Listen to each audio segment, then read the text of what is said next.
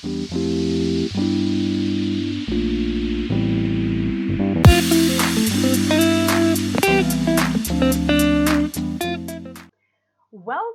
back, awesome students of grade 11. We're back with Unit 1 North Star Exploring Genius. Today's focus is on listening to. Yeah, let me open that one first for you. Listening to will focus on vocabulary first. Where does genius come from? Okay, the vocabulary, as you already know, for Unit 1 is at the back of your book. It is compiled together per unit, which is really cool. So for Unit 1, the vocabulary is achievements at the speed of light, before our very eyes, confidence, fascinated, interact, involuntary, myth, objective, put down on paper, renowned, revised, trait, unconscious, unfamiliar, and versus. Now, the words that we are looking at listening to today are achievements, interact, myth, trait, and versus. Yes, so first thing that we're going to do is you're going to listen. No, not listen. You're going to look at the words, you read them aloud, and then try to understand what they mean. Now, if, for instance, you still have a hard time understanding the word, there is no shame in opening up a search engine, or if you're old-fashioned, grab a dictionary to figure it out what it means. As long as we're learning and we're practicing, you can always look things up. Yeah, that is the right thing to do. Figuring things out. You're not expected to know everything. You're here to learn. Yes. Okay. So, looking at these 5 words, I'd like you to try use them within this short paragraph. Okay? This is a short text, not too long, and it holds 5 blanks. Now, of course, these blanks are the ones designed for you to fill in either the word achievements, interact, myth, trait, or versus. But based on the context of the sentence and the paragraph, you got to figure out which word fits in where. Now, if you need to look it up, the definitions of the words, go ahead. But if not, you could figure out which word goes where by only looking at the context. And that is called context analysis. You're using the words at the beginning of the sentence or several sentences before, and before the blank, and the words or sentences after the blank. And from there you can figure out what word would be the correct one to fill in. Okay, I'm going to give you a chance to fill this out. Pause the video and answer these blanks. Go ahead.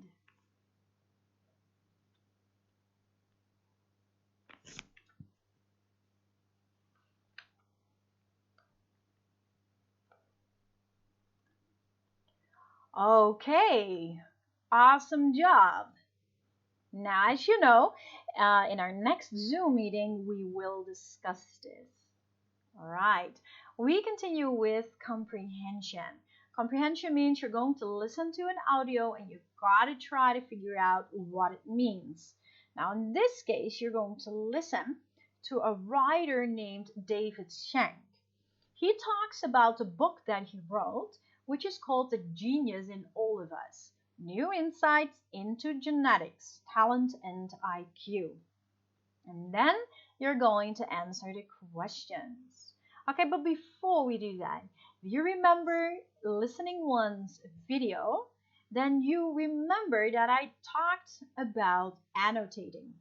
Yeah, the underlining and exactly circling and highlighting of keywords. Awesome, people. Yeah. So, and why do we do that? To create focus, right? Cool beans. Now, so that's what you're going to do right now. Number 1, number 2, and number 3, I want you to read it first and annotate the keywords before you're going to listen to the audio. Why we do that? Yeah, we do that because otherwise you have no focus. If we don't annotate first, you would not know what to listen for, and it will be too hard for you to follow. Think of this. You gotta listen, then you're gonna read the question and the answer choices, and then you gotta answer. 3 things at once. I am not that good at multitasking. That's why we do annotating to make the job easier and more effective for you to answer correctly. Go ahead, take your time.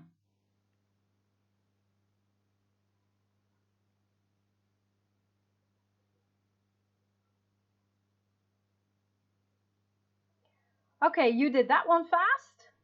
We're going to listen to the audio, and while you're listening, please answer. What was it again? What is it you need to do again? You listen and then you answer the question. Pick A, B, C, D, or E, which is the correct one. But you're not going to pick only one. Yeah, you're going to check 3. Yeah, in number 1.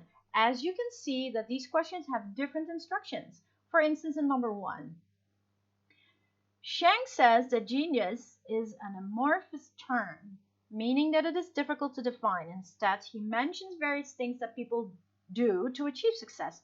Check 3 things he mentions. So in number 1, you got to check 3, not just 1. In number 2, Shang discusses nature and nurture. Check the theory he believes is correct, so you check only 1. And in number 3, what does Shang say about education? Check the correct answer. And in number 3, you also only check 1. Okay? Remember to be accurate in your question analysis because each question has a different focus. Let's go. What is genius? Genius is an amorphous term, to be sure, and I actually try to stay away from it in the book. What I talk about in the book mostly is this idea of high achievement. So people becoming great at stuff, becoming really, really good at stuff. I don't think it's really important to make a dividing line, to try to figure out, when you've crossed over into genius. The point is gathering your resources, doing the best you can, pursuing whatever it is you love to do with an intensity and a resilience and a passion and just going as far as you can possibly go.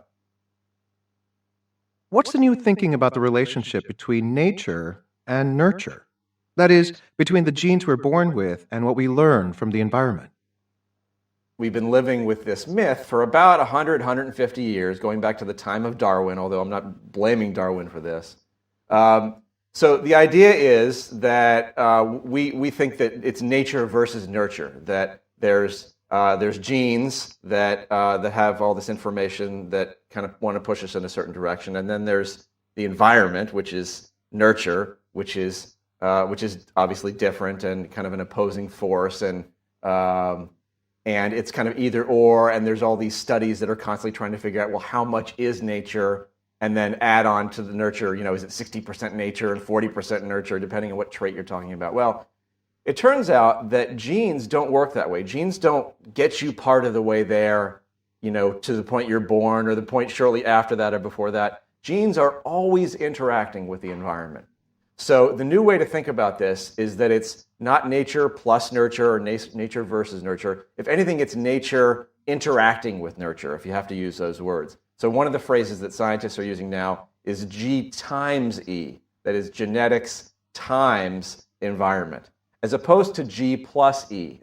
They call it an additive model. The additive model is, well, you have so much inborn intelligence and then plus what you get in the environment. That would be, nature plus nurture. The new model is you can't separate them. You just absolutely cannot separate the effects of genes from the effects of the environment. So all we can do, of course, is to identify the resources that we have in our environments and maximize them as best we can.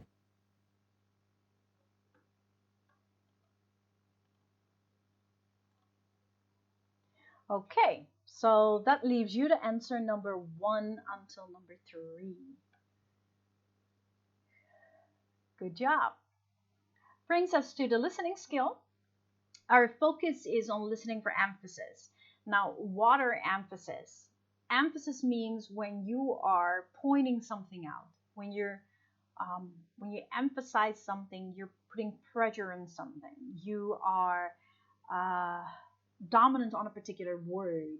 You're trying to be strong in a particular word, or maybe a particular syllable in a word.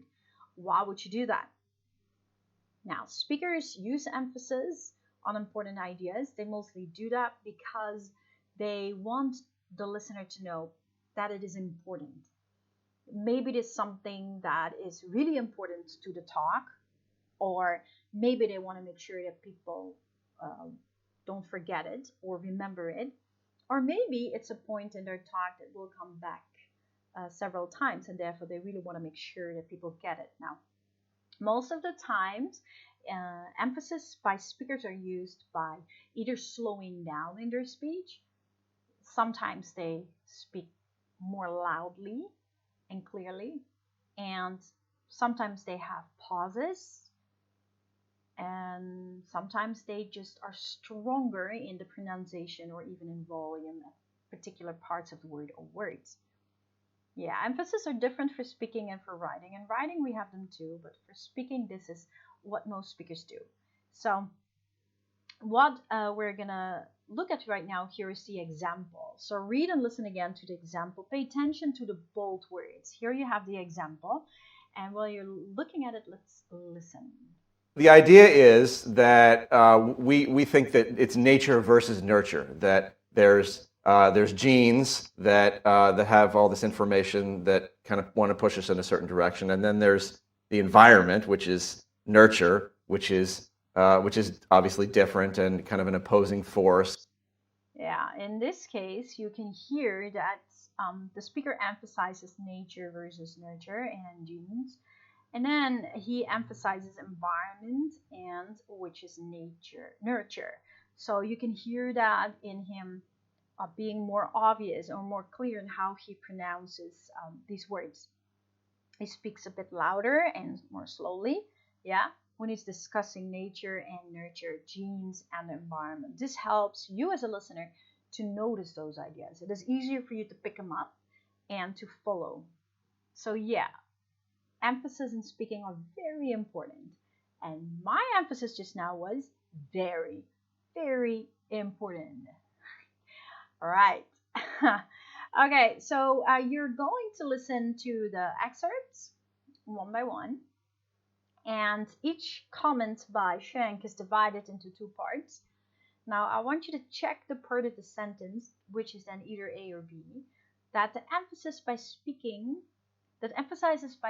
loudly and clearly. So which one, A or B, which one shows you or is obvious for you to hear the emphasis, either the louder speaking or the more clearly speech?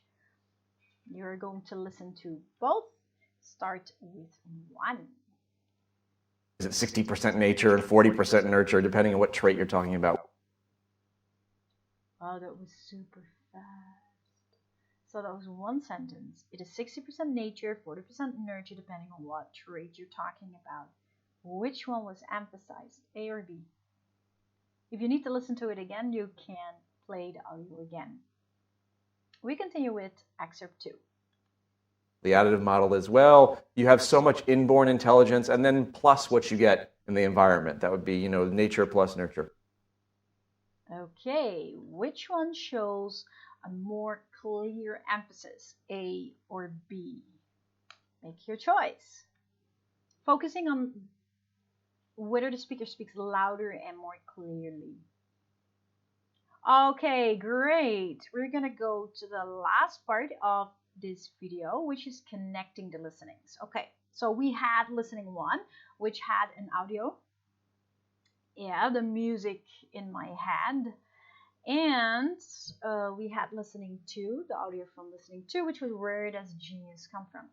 Now, we can connect both. Yeah? Where did you hear these statements? So you're going to check the correct column, okay? There are 8 statements. And you have heard all 8, but it is for you to find out where you heard them. Was that in the audio of listening 1 or the audio of listening 2? Before you do that, please annotate on the keywords of number 1 till 8 to understand better. Okay, I'm gonna ask you to pause the audio so you can annotate and straight away try to answer. Tick the box that is correct. Go ahead.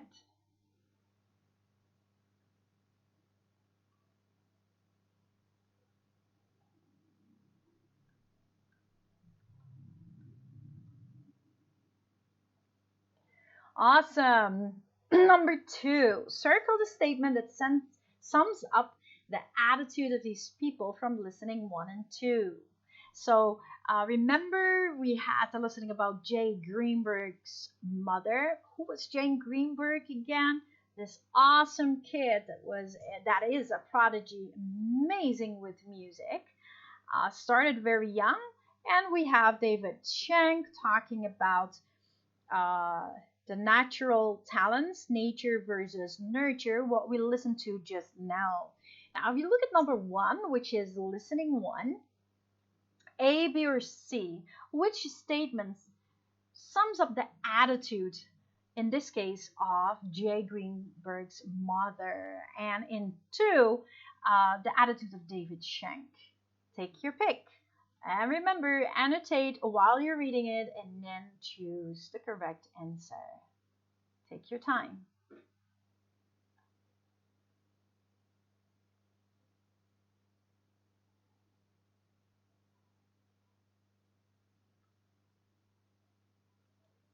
Okay, that was a part of organizing, the connecting of the listenings, listening 1 and 2. Now we go to step 2, which is synthesizing.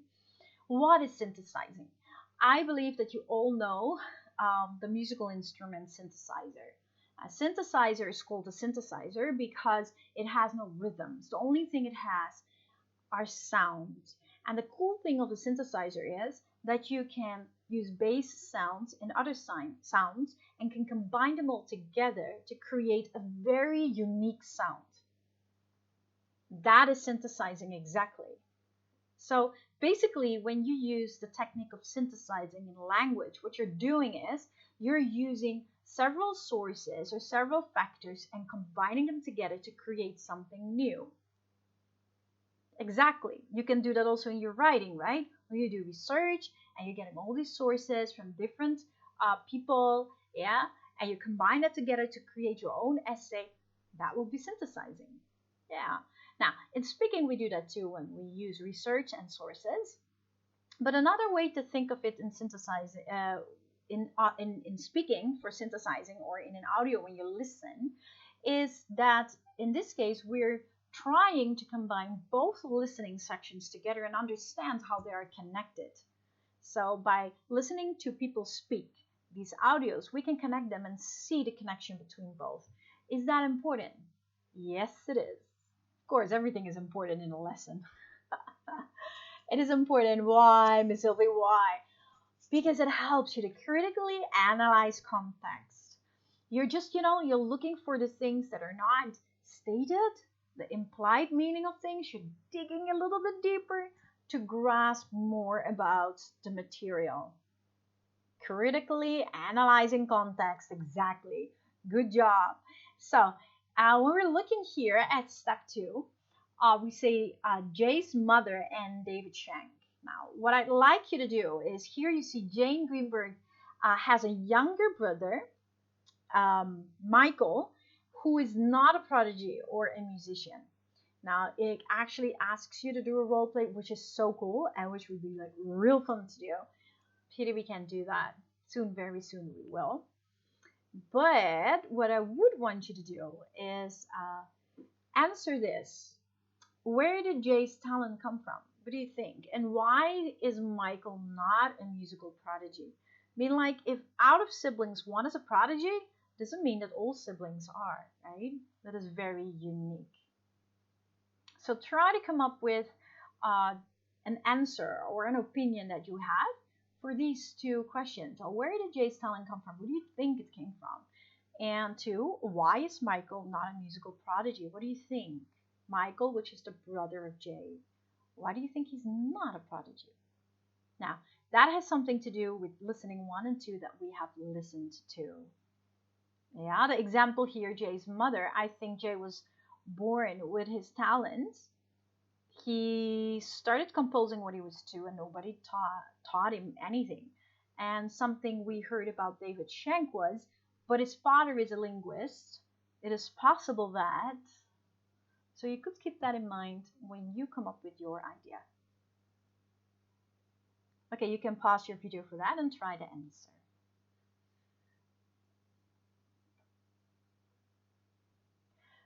Great! You did an awesome job today. It was great being able to share this video with you today. Thank you for joining in. Thank you for so excitingly working on the activities. And it is that excitement that will help you only to progress further in your language and get better. Remember, never hesitate to ask. It is my pleasure to answer. We'll meet again in our next video. Keep being excited. God bless you, and see you soon. Bye!